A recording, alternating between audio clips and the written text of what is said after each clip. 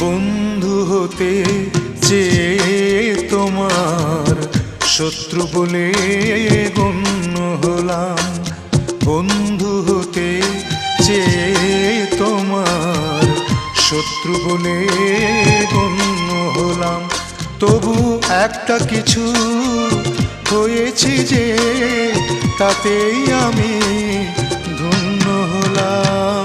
বন্ধু হতে চেয়ে তোমার শত্রু বলে